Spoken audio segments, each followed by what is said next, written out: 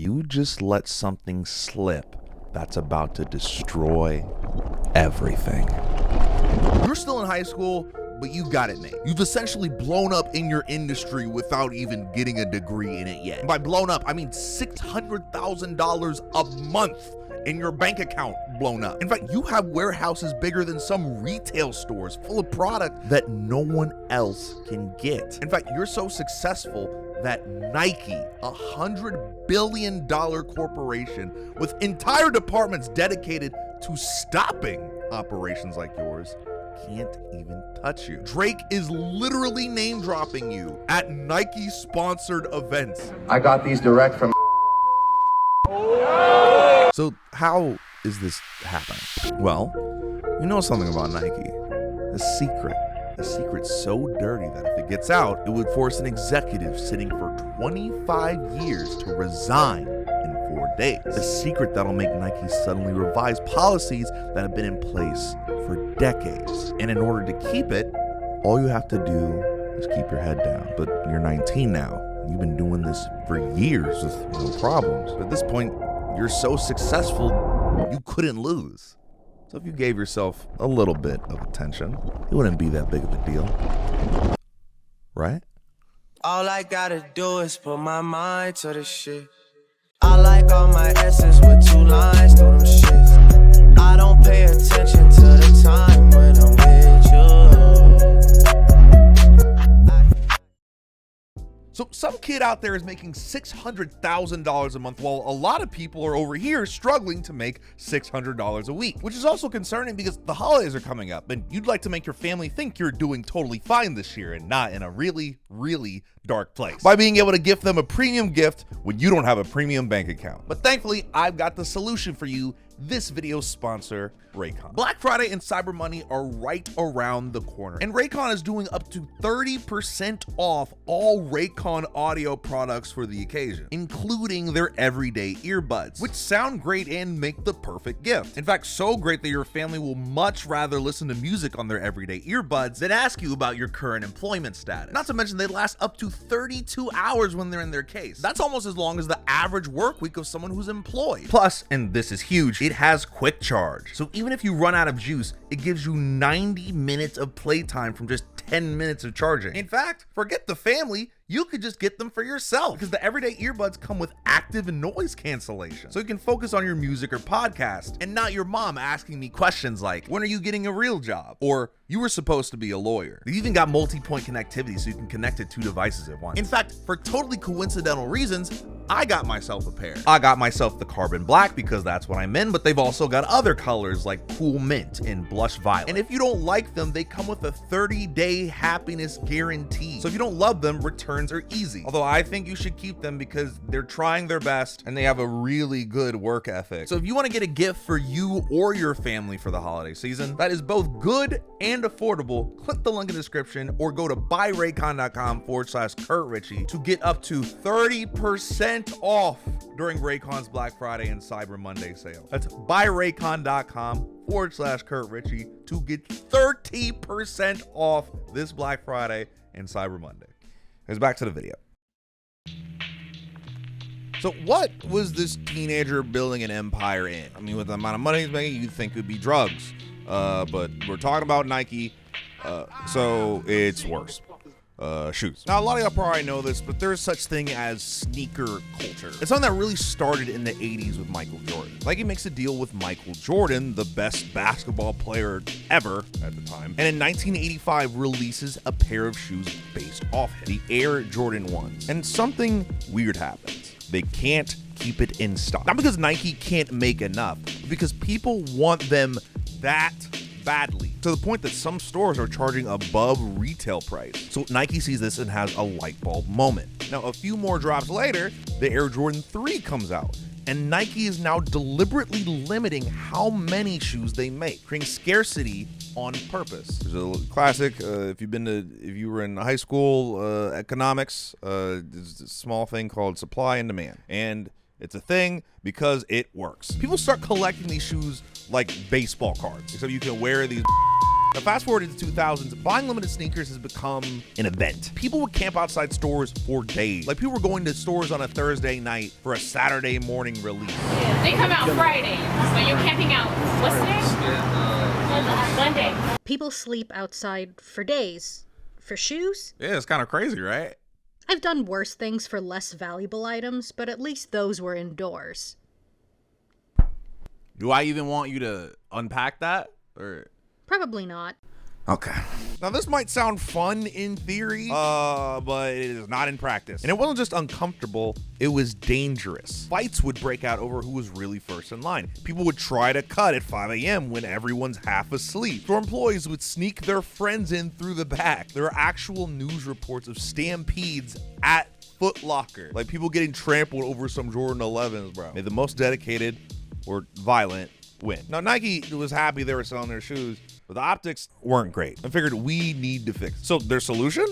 The Sneakers app. SNKRS. Launched in 2015, Sneakers was supposed to democratize the whole thing. No more camping, no more fighting, no more store managers holding pairs for their boys. Everything would be fair, digital, equal opportunity. Now, here's how it works. Nike announces a shoe is dropping. Let's say this Saturday at 10 a.m. You download the app, you set your alarm for 9:59, and you wait. Then when the clock hits 10, you don't just buy the shoe, you enter what they call a draw. It's literally a raffle. The app takes your entry along with hundreds of thousands of others, runs some algorithm, and randomly selects a winner. And if you win, congrats. You now have the privilege of giving Nike $200. And if you lose, you get a notification that says you didn't get them, which apparently is most of the time. So it's gambling, but you can't even win money. Just the right to spend money. Essentially, yeah.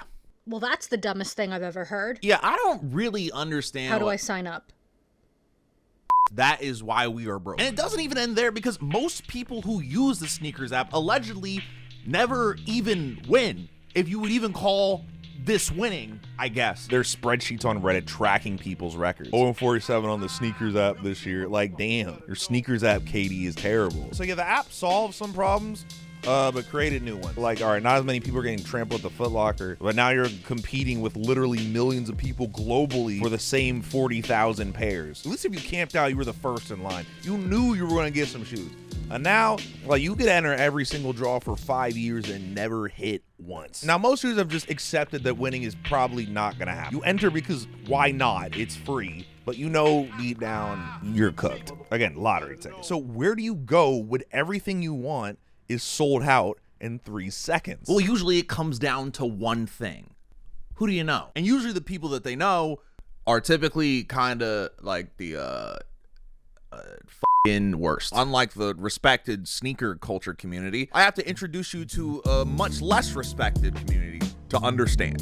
The scalping community. Now, in the sneaker community, these are considered resellers, but like, I don't know, as a view from the outside, to me, this looks like two scalpers in a reseller trench coat, bro. See, a reseller could be buying like vintage clothes at a thrift store and selling them online. It's adding value through curation, finding rare items and, you know, whatever. Scalping is deliberately buying up high demand, limited quantity items the second they release, specifically to flip them to desperate buyers at an inflated price. A little something called manufactured scarcity. Now, whether you went to 9th grade economics or not, something we all can agree on, scalpers suck. And despite the more positive name change, they are seen probably worse than normal scalpers in the sneaker community. But I mean, the sentiment makes sense when you see how they're doing it. Scalpers typically use these things called bots, or automated programs that can enter thousands of raffles simultaneously using different accounts or credit cards. Meaning, if we take it back to the Sneakers app, not only are you competing against tens of thousands of people for the same 40,000 pairs of shoes, we're competing with tens of thousands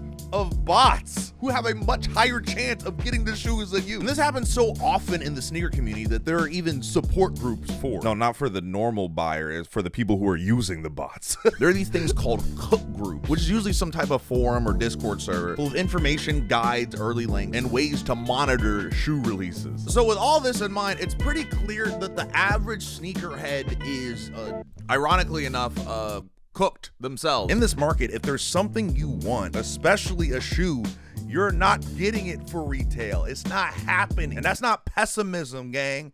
That's math.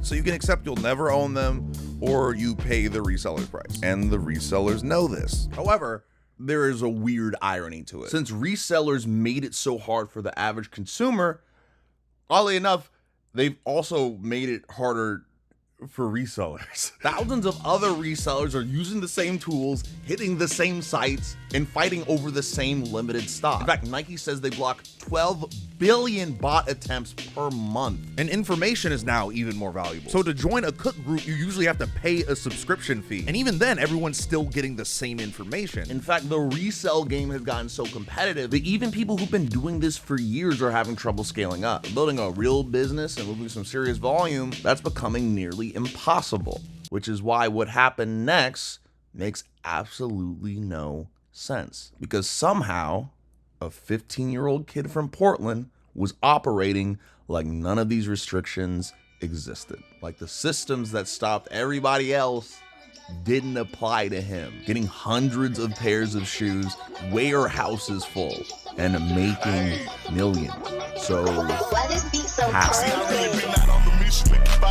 We had to still come in and flip. Started out riding Batman with the geezers when that shit didn't work, talk to pop about the chick. All of them. The year's 2017, and a new Instagram account has just been created. West Coast Streetwear. Just another teenager in Portland flipping Supreme t-shirts, hoodies, and, you know, the usual hypebeast stuff. Now, this account belongs to Joe Hebert, a name no one knew at the time, who's just another kid trying to make some money reselling streetwear. But unlike the average flipper who might move a few items a month, Joe was scaling up fast. And at some point, he made a pivot from Supreme shirts to sneakers. West Coast Streetwear was starting to get more inventory and bigger hauls quickly. And the West Coast Streetwear account was now filled with boxes, a lot of Nike boxes. By 2018, he has stacks of shoes all over his parents' house. Orange boxes in the kitchen, Jordans on a deck, Yeezy in a living room. And along with this progression, finally came a picture of himself standing in front of a massive wall of Jordan boxes, arms crossed, chilling, but with his face blurred out, completely pixelated. Now, resellers don't typically post pictures of themselves, and if they are, it's because they are modeling whatever they're reselling. I mean, the point of these accounts are typically business. This basically works as your storefront. You want to see the products, and that's pretty much it. In fact, I did some looking on some of the most trusted Instagram resellers, and out of the 11 listed in the post, not a one had a picture of them. It was just the shoes. So I feel like for most, it's pretty clear and safe to say bro was posting this to flex, just with his face hit. Like, bro wants credit, but still wants to be anonymous, which isn't new for the internet, but is definitely intriguing. Now, as his business continued, the flexing continued, his stock would only continue to grow, and the pictures he posted to Instagram were increasingly insane, with gigantic amounts of inventory. Walls of black cement 3s, entire rooms filled with Travis Scott 1s, hundreds of pairs of shoes that sold out instantly everywhere, and bro was making bank. And by 2019, the business had scaled high enough it got the attention of Complex, who reached out for a story about resellers. Like, bro had made it, although there was something weird about it. He did tell them his last name was West, not Hebert. Odd, but, you know, whatever. Now, the operation had clearly grown. I mean, and too big for his parents' house. And with the current capital he had enough to get warehouses. First in Eugene, then an even bigger one in Portland. And his stock increased even more. Bro was taking pictures of pallets of shoes with forklifts. Like, this is the inventory you'd see at a Foot Locker, gang, not for some teen. Things were so successful for him that he started his own cook groups via Discord, West Notify and West Bricks. But these weren't like the other cook groups that taught you how to use bots and gave you general support. Joe's were different. For $250 a month, the people in these groups would tell you where to go, which outlets were getting shipments, or which stores you could go to that would let you come in first come, first serve, or when they would mark things down. So not only was he making money off his shoes, he was making money off people wanting to also make money off shoes. And by late 2020, 450 people were paying him monthly for this information. Do some quick math. Yeah, I mean, bro has become straight up success, like almost a reselling icon in the sneaker community, to the point that he caught the attention of Bloomberg. Now, Bloomberg, as you probably know, is like a business-based news website, and they often do on-the-ground research and interviews in various industrial things. And Joshua Hunt, a writer at Bloomberg, wanted to do a piece on how sneakerheads have turned Jordans and Yeezys into a bona fide asset class, as it's typed. The spotlight on none other than the mysterious man running the game, West Coast Joe. And well, what made him different? Now, at this point, Joe was well beyond not being a public figure. He's been in videos and other interviews, and although he still keeps his identity hidden for some reason, he was still down to show the reporter how he worked. And he did. To a degree. How he'd get up at 3 a.m. for a shoe drop and assemble his crew to bot the Yeezy Supply website. How he made $132,000 off the shoes. A process he'd apparently done all the time with his crew, including on the previously mentioned sneakers app. Now, during the pandemic, stimulus checks were making him up to $200,000 in revenue. He was even hopping in a U-Haul truck and hitting Nike store to Nike store across the country to buy up stock. He somehow being able to get these things that everyone wanted before they could get them, which obviously made Hunt curious. What set Joe apart? And according to Joe, if you know the right people can give you access to stuff that like a normal person would not have access to. Now, naturally, he declined to talk about his sources. Seems like once again, the answer is it's about who you know. I mean, the checks he was making said that enough. But eventually, the checks he was making said a little too much. At some point at the end of this interview, I don't believe he needed to, but Joe wanted to prove to Josh that he was making all this money he said he was making. Now, granted, I feel like words are typically enough to say, but they needed to know. You know, just a little slight flex. So Joe sent Hunt a statement for his American Express card under West Coast Streetwear LLC that had the company's revenue on it. But Hunt's a reporter, and he gave the statement a bigger look. And he noticed that there was a name that wasn't associated with the structure on there. Ann Hebert. Pretty easy to put together. Joe Hebert, Ann Hebert. Probably not his wife. Bro is 19. It's his mama. And Joe admitted, yeah, that's my mom. However, Joe asked for when he pointed out to be off the record, saying she wasn't relevant to the story. Which, I mean, I guess, but it's a weird thing to add. So Hunt gave Ann Hebert's name a quick little search. And that's how he found out just exactly who Joe Hebert knew. Because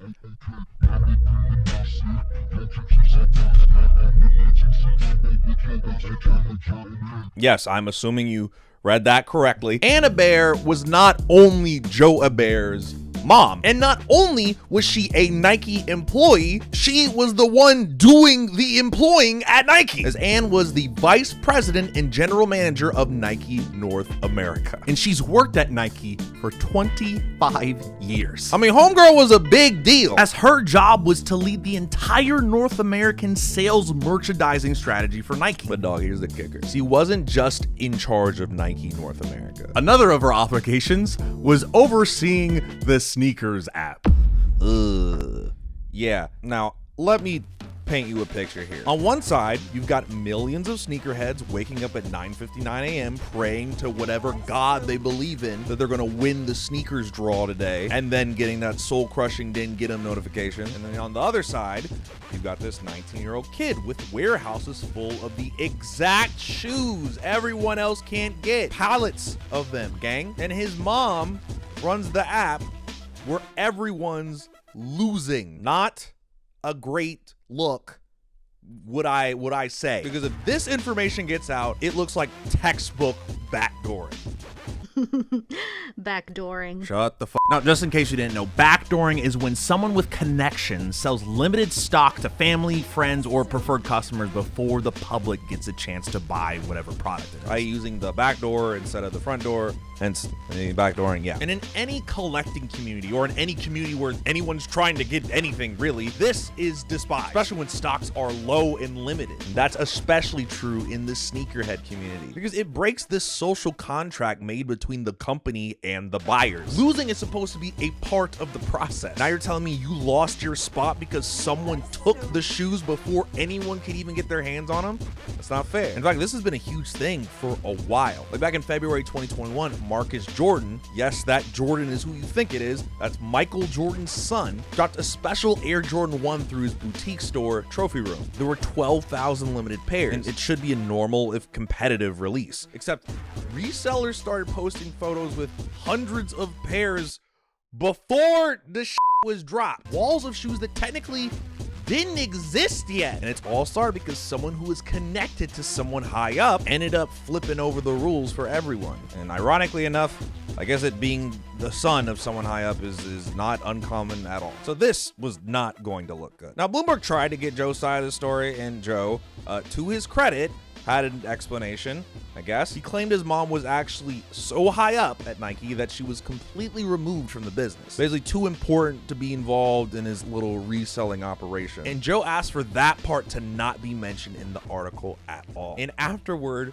Joe never responded to Hunt again. In fact, the article reports he literally left bro on red and stopped replying. But Hunt finished his article with everything at the beginning being all about all the general stuff he was doing as a businessman, and then one section at the end mentioning what he learned about his mother and that he stopped replying. One paragraph. And that paragraph is all it took. When the article dropped, the internet went nuclear. People started looking into it. Joe was making $600,000 a month. Bro, his mom's salary as the VP of Nike only made $400,000 to $670,000 a year. Because her name was on the card, the public thought she was making profit too. Now, as this article came out, everyone's pissed at Nike. The sneaker community's verdict was unanimous. This was backdooring on an industrial scale. How could they let this go on? How did they not know about this happening? Well, they did. Nike released a statement saying Ann had actually disclosed her connection to West Coast streetwear back in 2018, and the company reviewed it and found no violation of company policy, privileged information, or conflicts of interest. There was even the suggestion that maybe Ann didn't know how deep Joe's operation even went, but that couldn't be true. See, this is crazy. Remember the pictures of Joe flexing? Especially in the early days where showing his stock at a house.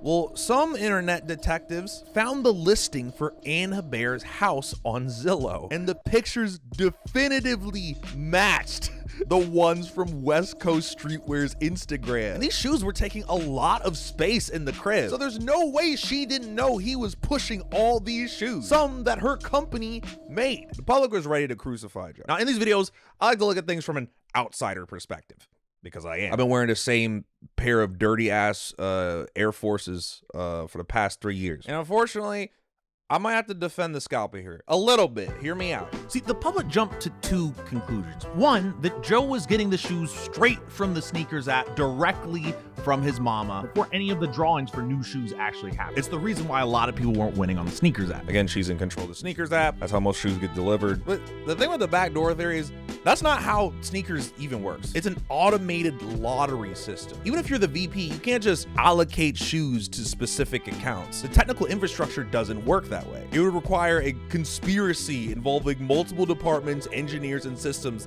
that all have audit trail. And there's a lot of proof he actually did a lot of work. For example, those road trips he talked about in the Bloomberg article. There is actual evidence of them, receipts from outlets across the country, photos of him at stores. This wasn't all backdoor deals in dark parking lots. Bro was actually doing a grind. Which leads to the other thing the public thought, that Ann was making money off of her son, as her name was on the card, and he was probably using a discount of hers somehow. But I don't know, it might be a little bit more simpler than that. See, when you're trying to buy $132,000 worth of inventory in a single morning, you need credit. Serious credit. That's not corruption, that's logistics. And West Coast Joe, bro, is 16. No company's giving him a credit line of that much. So, to run his business, he would need a credit line that was really high, up to unlimited, like his mom, which would be a pretty reasonable reason for her to put her name on her son's card. And when it came to her discount, there's no way Joe was using her discount to get pallets and pallets of shoes. It just doesn't seem likely for someone who wanted to stay under the radar, at least to a degree. So looking at all the evidence, was Joe doing anything wrong? It seems like everything was above board.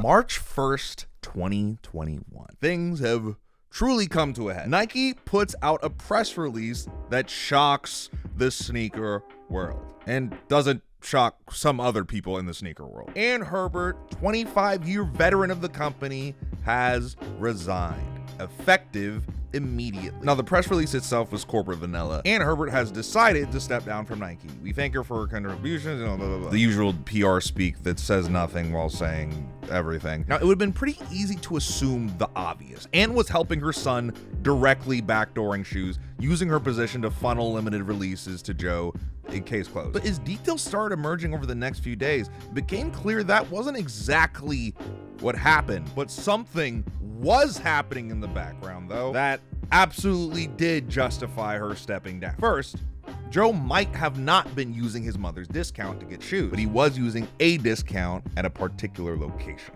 See, turns out Nike has this thing called the Swoosh store. It's an employee-only store where workers get 40 to 50% off everything. Family members, they get access too. Now, obviously, Nike isn't stupid. You can't just walk in and buy 500 pairs of shoes. They track purchases and check ID. There are rules specifically to prevent abuse. And according to former employees, reselling items bought with the employee discount is a fireable offense. And about a week after the resignation, resellers who actually knew Joe started talking to Complex. And according to them, Joe wasn't even using his mom's discount directly like we thought. He was too paranoid in getting her in trouble. Instead, he had other people do it for him. We're talking about other Nike employees, friends whose parents worked at Nike, classmates with connections, an entire network of people making runs to the employee store on his behalf. Honestly, building a whole network of proxies, that's just good business infrastructure. Vibi, well, not if your mom is the vice president of the company and it's against policy to be doing that. That's literally fraud. Art of the deal. Like, yes, his mom wasn't profiting off of it, and he wasn't using his mom's discount. But let's be real. How does some 19-year-old kid convince multiple Nike employees to risk their jobs to buy shoes for him? I don't know the exact logistics, but to me, the answer seems pretty obvious. He's the VP's son. Whether you like it or not, that's leverage. That connection immediately puts him in a better position for recruiting. When you're asking someone who works at Nike to help you out, casually mentioning that your mom is the vice president, that makes the conversation probably go a little smoother. Plus, as one source pointed out, it wasn't even that hard to get access anyway. Guest passes to the employee store were being sold on social media for like $30. Orange Theory Gym was giving them out as member perks. The system was already quite porous. So now we have enough to understand what really happened. Not direct backdooring, but leveraging his status and his mom's to build a discount exploitation network, which absolutely violates company policy. But here's where it gets crazy. And we mentioned they knew about Joe, but they knew about everything. A few days after Ann's resignation, other insiders started coming to Bloomberg, ones who actually did work at Nike and knew what was going on. According to these sources, red flags have been raised internally for years about Joe. The volume of purchases, the patterns, the obvious reselling, it was all documented. But nothing happened. It was just let go. And why? Because it's the VP's son, bro. Allegedly, other former employees had been fired for less, and they had let Joe run rampant for some time. And if you want to know how open the secret was, well, Drake, yes, that Drake, literally name dropped Joe during a Nike event in front of members of Nike when he was talking about how Nike wasn't sending him the Louis Vuitton Air Force Ones. Yesterday, and everybody kept asking, when did Nike send those out? I said they didn't. I got these direct from Ann Herbert's son.